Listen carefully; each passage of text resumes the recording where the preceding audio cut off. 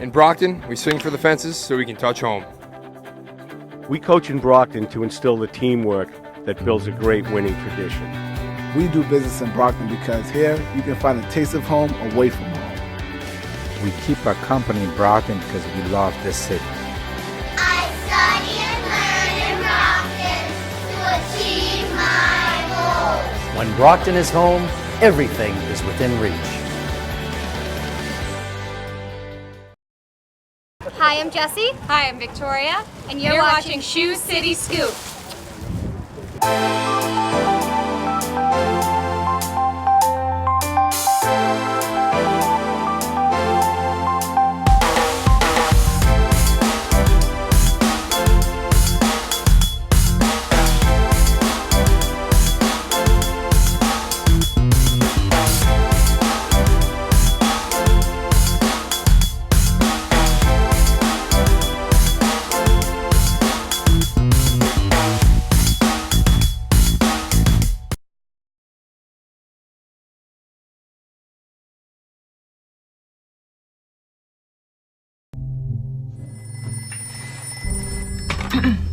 Hello?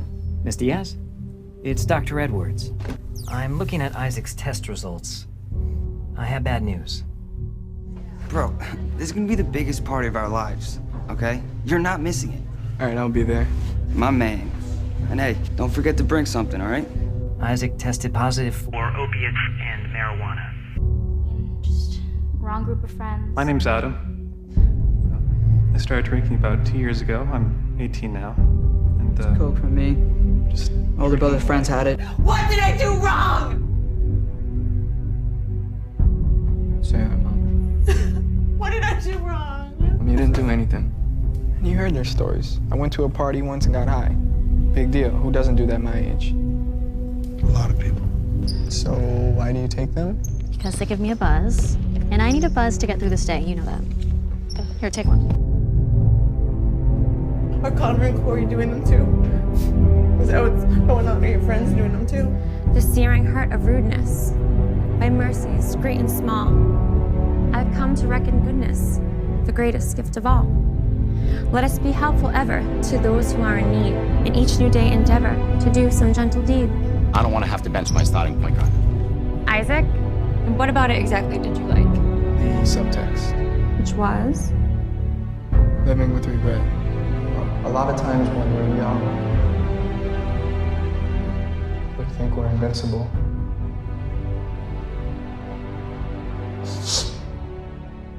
We're not. If only I knew that all your words were true, that everything would be alright. My heart would find it to the light. If only... Jim, thank you so much for bringing that movie to Brockton and for the discussion that it's going to instill in families and people that saw it here this evening. So I do have just a couple things to present to you to show our appreciation, to recognize your contribution. Be it known that the Mayor of Brockton hereby extends his congratulations to James Wahlberg in recognition of your film, If Only. Your film is an excellent tool in promoting awareness of the dangers of opioids and the addiction crisis our region is currently facing.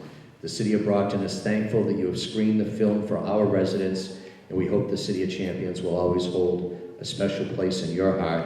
Therefore, it gives me great pleasure to present this citation to you as a symbol of our appreciation. This citation is duly signed by the Mayor of the City of Brockton on this day. It's my pleasure to also present this to you, Jim. Thank you.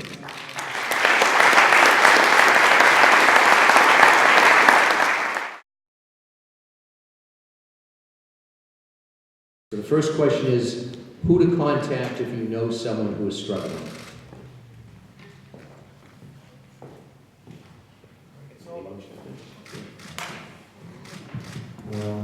Good evening, everybody. My name is Mike Duggan. I'm the founder of WickedSober.com. First of all, I just want to take a second just to thank all the hard work that went into tonight. It was a great turnout. It's not easy to get people to come out of the house, especially for a subject matter such as this. So there's a lot of work. There's a lot of people that were involved in this process. Nancy Liedberg and the mayor that really put this together. As far as the question is concerned, there's a lot of resources that are available. I can just tell you with my own family, it was very difficult when I was struggling with addiction to ask anybody for help, because there's a lot of shame and there's a lot of guilt and there's a lot of stigma. So for a while we try to solve the problem within ourselves. So there's a lot of different routes you can take. I highly recommend families to get involved with family support meetings. There's a lot of support meetings that are available, such as organizations like Learn to Cope or Family Anonymous or Al-Anon, and really get educated, really start understanding addiction, as Stephanie Green was mentioning, that it is a disease, not a choice, and then really start understanding overdose reversal drugs such as Narcan, understanding how to help their loved one versus enabling their loved one. We do a lot of work at Wicked Sober. We do a lot of work with families, putting together treatment plans, educating parents on where to go to support meetings, and then also helping and assisting in the process of talking to their children, with them or for them. When you're dealing with somebody who's struggling, especially in the family system, I can tell you from my own personal experiences, when I'm working with my own family, it's a nightmare. When I'm working with somebody else's family, it's a lot easier. When your emotions are involved, it's very difficult to solicit outside help sometimes. For somebody who's struggling to hear the message from somebody who's also been through it, a lot of times, it's a message that doesn't fall on deaf ears. When my parents tried to talk to me, I took the defense approach. Sorry about that. I took the defense approach. I would push anybody who loved or cared about me away because I felt like they were looking down upon me and judging me. But the reality is I was looking down upon myself and judging myself. So to hear the message from somebody who went through it, I didn't feel that way. I trusted in what their message was. I listened to them. And, we're only looking for that moment of willingness that we need to act upon and move them in the direction before they have a chance of changing their mind. And I know the community of Brockton has a lot of resources as well.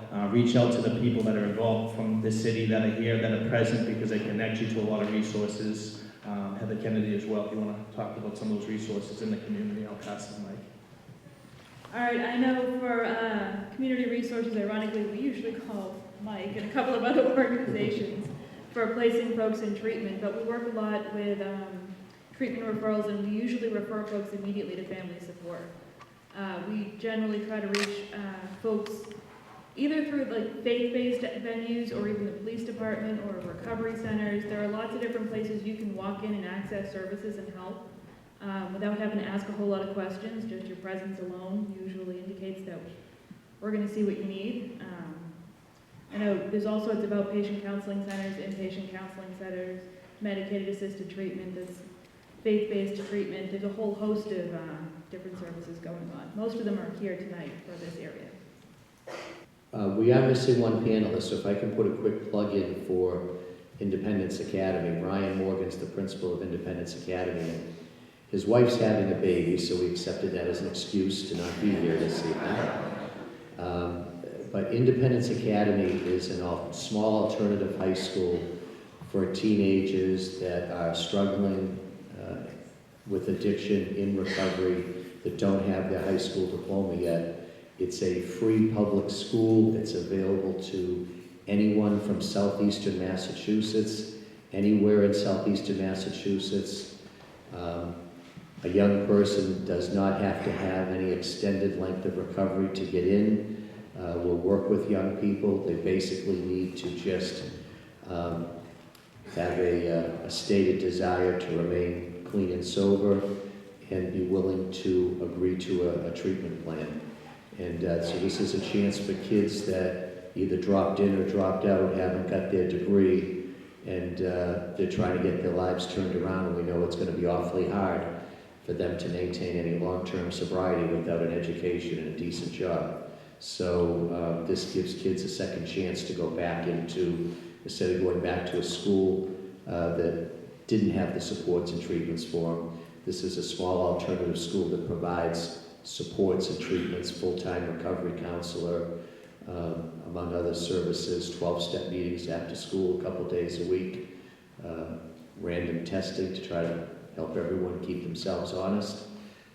So if you know any young person anywhere in southeastern Massachusetts, please refer them to Independence Academy in Brockton. As a website that's very easy to look up, and anyone can go in with a parent or guardian and take a tour of the school, meet the people that are there, and see if it might be the right place for that young person. All right, final question, I'm going to wrap it up. Thanks so much for everyone that stayed. What is an early warning sign of a kid in trouble? Well, Evan was an extremely active child. He did everything. We had dirt bikes and quads and played basketball. He was always moving around. He was always out and about. He loved life, and he was always running around doing everything. He was just a very active kid, skateboarded 24/7 if he could.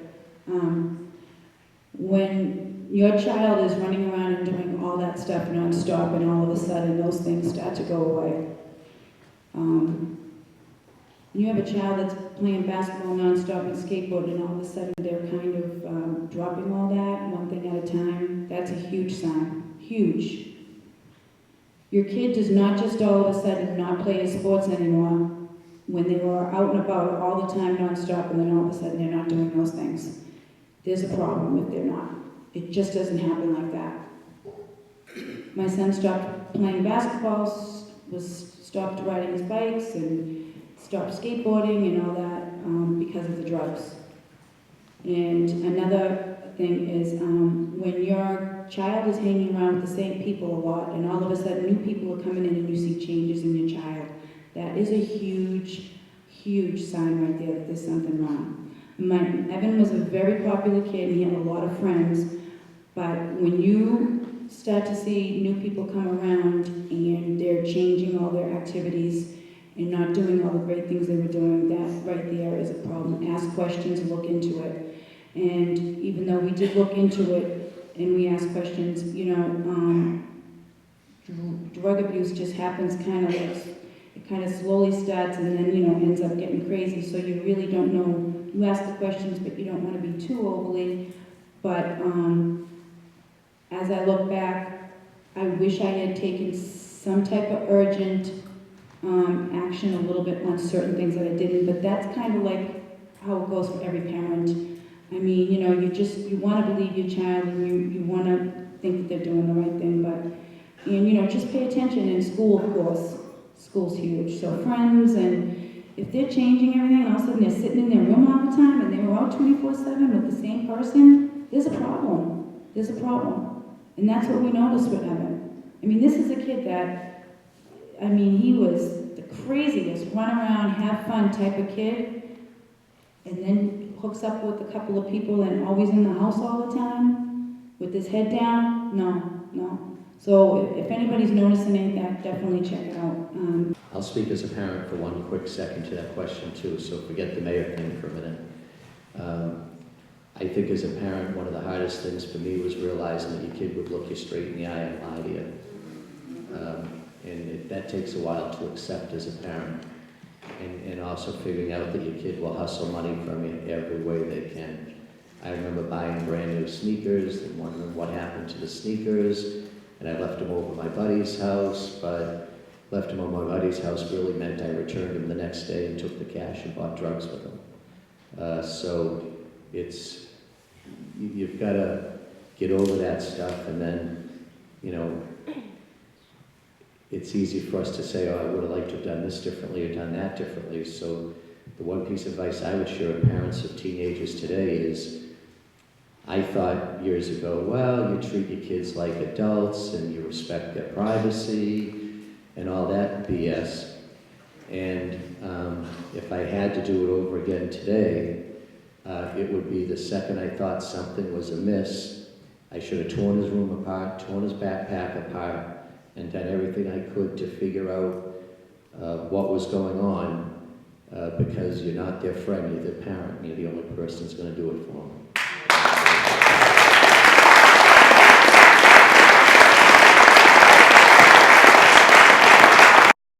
In Brockton, we swing for the fences so we can touch home. We coach in Brockton to instill the teamwork that builds a great winning tradition. We do business in Brockton because here you can find a taste of home away from home. We keep our company in Brockton because we love this city. I study and learn in Brockton to achieve my goals. When Brockton is home, everything is within reach.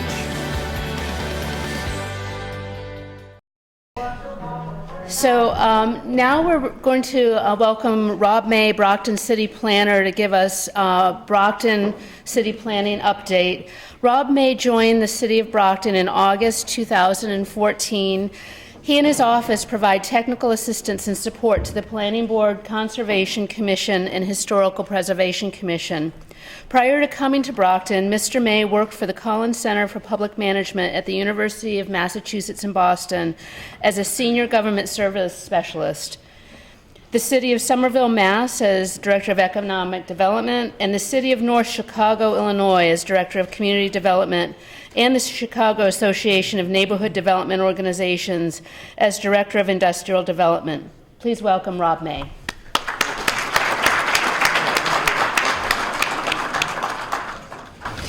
The rest of these questions are for you. Oh, God. We'll start on page 6. Thanks for being with us this morning. You got a lot on your plate, too. Awful lot. I think it's one of these big platters rather than a plate. Yeah, I think so. It's Thanksgiving. What will the downtown action plan do for Brockton? To start there. Well, the downtown action strategy has been a very interesting process. And when you look back at some of the plans that have been done in the city over the years, we've created a great vision for the community. The action strategy is the roadmap that is going to get us to that end vision. It outlines a series of steps that not only the city, but our partners in planning, our partners in execution, are going to be responsible for. And partnership is really at the heart of this, whether it's the city and the higher ed collaborative partners with Massasoit Community College, Bridgewater State University, UMass Boston, our partnerships with the Downtown Brockton Association and business leaders in the community, our partners at the Brockton Redevelopment Authority, our strong partners with the Baker Polito administration, Brockton 21st Century, and the mayor's commitment to a stronger partnership with City Council. And these are all the people who are going to play an important role in getting us to that vision. Stop getting all those people to the table. Herding cats. Yeah. But I think because all of these people have been involved in the process, they believe in what we're doing, they have a piece of this puzzle, and because they've been involved, it's easier to keep them all of us moving forward. We've heard the term the urban revival plan. What is the urban revival plan? The urban redevelopment plan, it is revitalization plan. We have a couple of different R's that we can substitute. Massachusetts General Law 121B gives specific powers and authorities to the Brockton, or to redevelopment authorities in the state.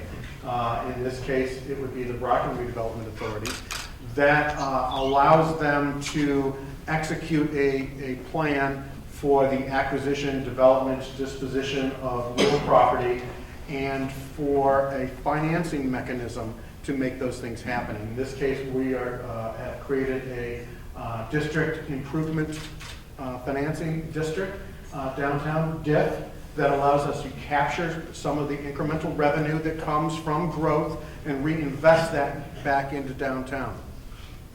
I think this is one of the things that Mayor Carpenter has been on the forefront of, is that we need a plan, the roadmap.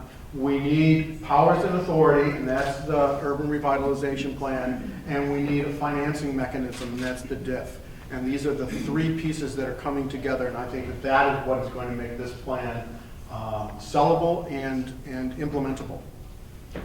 Well, it sounds like you might need some help for that. So tell us a little bit about the planning fellow that Brockton has received some funding for. We have been blessed by a renewed partnership, there's that word, with Mass Development as part of the Transformative Development Initiative. And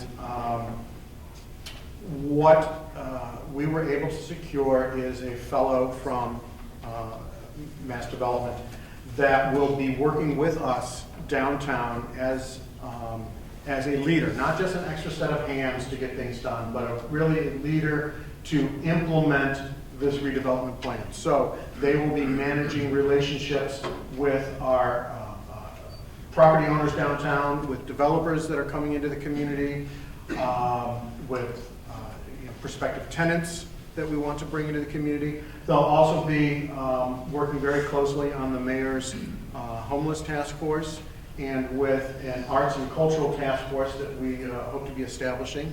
And the other big piece of work there is to create an ambassadors program in downtown to make sure that the streets are clean, well-maintained, clear of ice and snow, and there's a friendly face downtown that you can turn to if you need assistance, or can even be an extra set of eyes on the street for the police department. The other piece of that is the downtown food incubator, the restaurant incubator concept. We hope that we'll be able to attract some funding to take a building downtown, convert it into what we're calling a restaurant incubator. And it's basically, if you're an entrepreneur that wants to start a business and you go to the banks, it's very difficult to get bank financing until you've been in business for a few years. But in this rich community, everybody's got a favorite recipe, everybody's got a concept for what a great restaurant should be. The incubator would be set up and allow people to move into a spot that has all their kitchen equipment, all the tables and chairs, small space. Allow them, work with them with technical assistance, and maybe the culinary program at Massasoit would be a great partner for this. But train people on how to run the business of being in a restaurant. And because it's so risky to be able to have the financial backing, you have a space that you can move into, you perfect your recipes, perfect your service plan, understand how to manage kitchens, and then as you grow, you move into another space in downtown Brockton. So it's a way of creating a seed flow of restaurants. And if you've been downtown, you know that we lack restaurants. We need good quality eating establishments. That's a way to bring people out on the street, and I think that this is going to be a really great opportunity for the city. Create a lot of interesting street life. Go off script here a little bit, but I know you have a lot of your partners here that are helping you in achieving these goals. But how are some of the other businesses that might not be directly involved? How can they either get involved or stay informed as to what's going on? Yeah. I have done the unthinkable. I've joined Facebook. One of the thank you. One of the things that the mayor and I have talked about is that our office needs to be transparent. It needs to be fair. It needs to be predictable. And so we've created a Facebook profile for myself, friend me, Rob May, it's easy to find. But I've created small pages for the two downtown action strategy and the revitalization plan, where we post information so that it's publicly accessible. People ask questions, we'll post answers. As more and more projects come online, and we have a small office, so as as I get more time, I'll be adding more projects to what's going on. We're going to be working on expanding our 40R zoning, which is the smart growth zoning. It's a very interesting state program that allows for more flexibility. We want to cover more of downtown with that. We'll be posting this information, making it available for people. So that's a good way to get involved. If you can't make meetings, I live for meetings. Love night meetings. But this is a great way to know what the city's up to and to ask questions. That's terrific. Thanks for all you're doing for the city. Thank you very much for having me.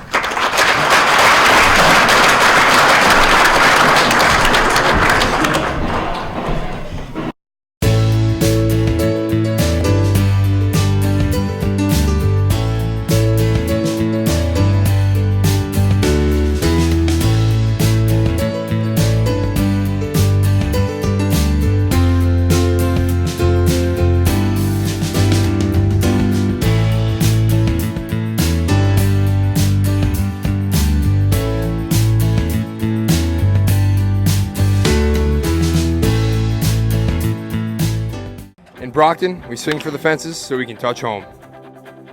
We coach in Brockton to instill the teamwork that builds a great winning tradition.